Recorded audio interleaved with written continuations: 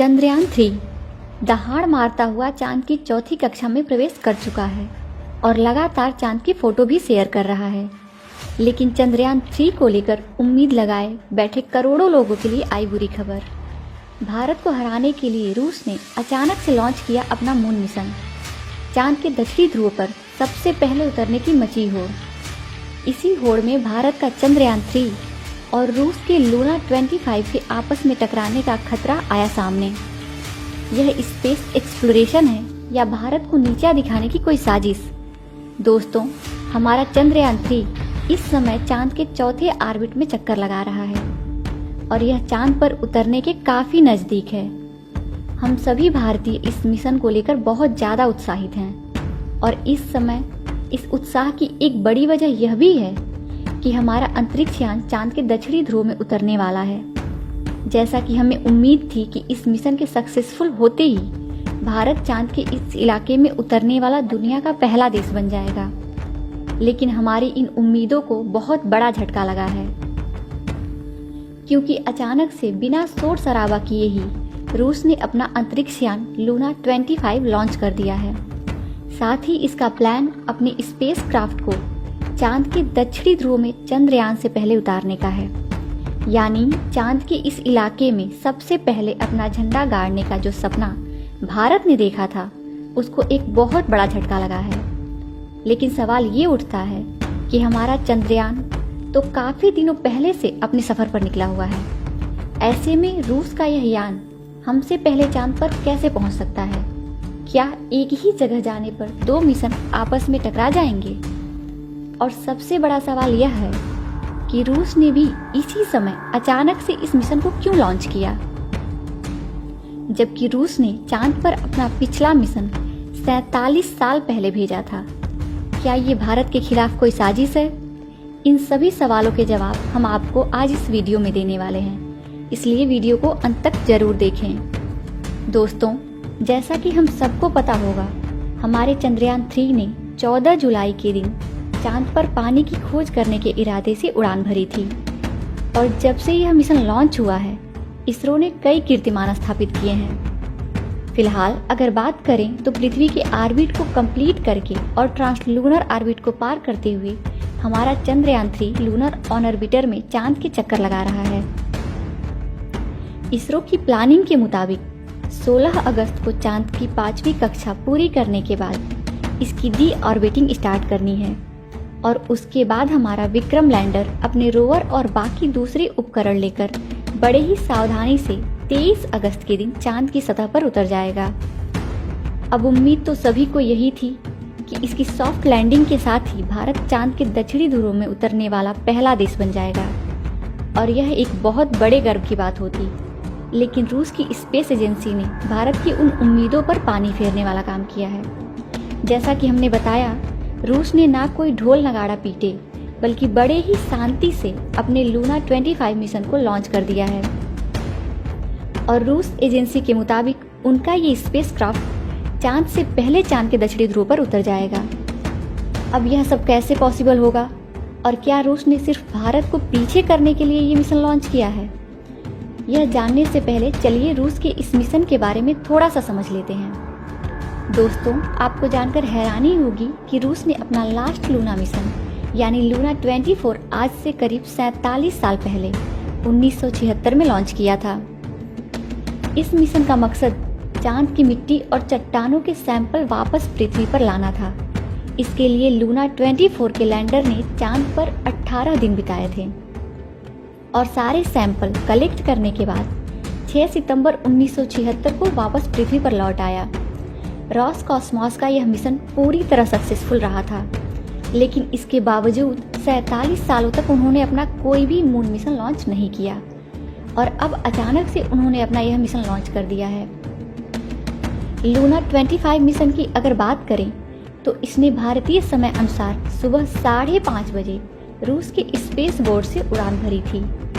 इस अंतरिक्ष यान का वजन 1.8 टन है और यह अपने साथ 30 किलोग्राम वजन के वैज्ञानिक उपकरणों को लेकर सफर पर निकला है। रूस का लूना 25 मिशन का मकसद चांद के दक्षिणी ध्रुव पर सॉफ्ट लैंडिंग करने वाला दुनिया का पहला देश भारत नहीं बल्कि रूस को बनना है और चांद की आंतरिक संरचना और सरफेस मटेरियल पर शोध करना और पानी की खोज करना होगा। इसके लिए चांद की सतह में करीब 6 इंच गहरा गड्ढा खोदकर वहां से सैंपल निकालना होगा और फिर उसमें जमे हुए पानी की खोज करेगा, जो कि चांद पर मानव जीवन के पनपने के लिए बहुत महत्वपूर्ण है। अपने इन सभी कामों को अंजाम देने के लिए लूना 25 का लैंडर चांद पर करीब 1 साल तक रहेगा और एक्सपेरिमेंट करेगा, जबकि हमारे चंद्रयान 3 का मिशन सिर्फ 2 हफ्ते का होगा।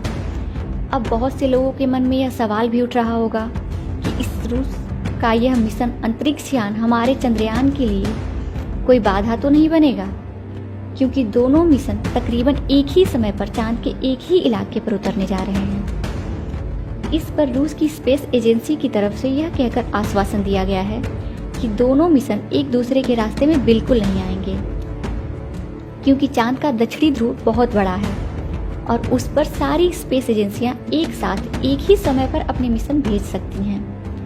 इसके अलावा रूस की स्पेस एजेंसी की तरफ से यह भी बताया गया है कि उनका यह यान 5 दिन के अंदर चांद के ऑर्बिट में पहुंच जाएगा, यानी 16 अगस्त को लूना 25 चांद पर पहुंच चुका होगा और इसके बाद 4 से 5 दिन चांद के ऑर्बिट में रहने के बाद यह चांद की सतह पर सफलतापूर्वक लैंड कर जाएगा। इसका सीधा मतलब यह है कि अगर सब कुछ सही रहा तो लूना 25 हमारे चंद्रयान से करीब 1 या 1.5 दिन पहले चांद की सतह पर उतर चुका होगा। ऐसा करते ही चांद के दक्षिणी ध्रुव में पहुंचने वाले देश में रूस का नाम सबसे ऊपर आ जाएगा। लेकिन सवाल यह उठता है कि चंद्रयान 3 से इतने दिनों बाद लॉन्च होकर भी लूना 25 इससे पहले चांद पर कैसे पहुंच सकता है। असल में दोस्तों, नासा और रॉसकॉस्मोस जैसी स्पेस एजेंसी के रॉकेट और स्पेसक्राफ्ट काफी ज्यादा फास्ट और एडवांस होते हैं, जिसके चलते इन्हें चांद तक पहुंचने में ज्यादा समय नहीं लगता है। अब अंत में सबसे बड़ा सवाल यही रह जाता है कि रूस ने अभी इस समय ही अपने इस मिशन को क्यों लॉन्च किया।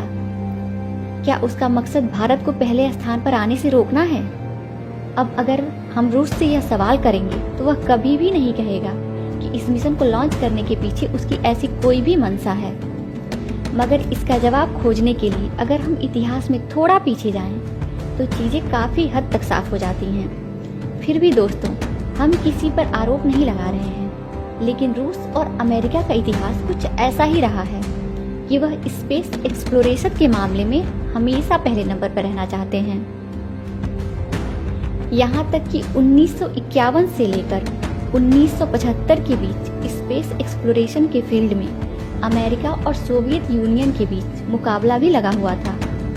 दोनों ही देश कुछ भी करके आगे निकलना चाहते थे। यहाँ तक कि इनकी सोच की वजह से बहुत से वैज्ञानिक, एस्ट्रोनॉट और बहुत से बेजुबान जानवरों को अपनी जान भी गंवानी पड़ी थी। इतिहास में इस इवेंट को स्पेस रेस का नाम दिया गया था। तब से ये दोनों देश इस फील्ड में खुद को सबसे आगे या यूं कहें कि सबसे ऊपर रखना चाहते हैं। ऐसे में हमारा सोचना बिल्कुल गलत नहीं होगा कि रूस ने चांद के दक्षिणी ध्रुव में सबसे पहले पहुंचने वाला देश बनने के लिए ही यह मिशन लॉन्च किया है। हालांकि इस मामले पर कुछ भी यकीन के साथ नहीं कहा जा सकता है, क्योंकि देखा जाए तो रॉसकॉस्मोस ने मूल रूप से अपने लूना 25 मिशन को अक्टूबर 2021 के लिए प्लान किया था। बल्कि इतिहास में थोड़ा और पीछे जाकर देखें तो पता चलता है कि यह मिशन अलग अलग कारणों के चलते करीब 25 सालों से डिले हो रहा है। यानी ऐसा नहीं है कि रूस ने भारत को पीछे करने के लिए ही अभी अभी ताजा कोई मिशन बनाया है। यही वजह है कि इस मामले में खुले तौर पर कुछ भी कहना उचित नहीं होगा। लेकिन सच्चाई यही है कि रूस के प्लान में अगर कुछ गड़बड़ी नहीं हुई तो भारत अब चांद के दक्षिणी ध्रुव पर उतरने वाला दुनिया का पहला देश नहीं बन पाएगा। आपको क्या लगता है, क्या रूस ने यह रिकॉर्ड अपने नाम करने के लिए जानबूझकर इस समय लूना 25 मिशन लॉन्च किया है?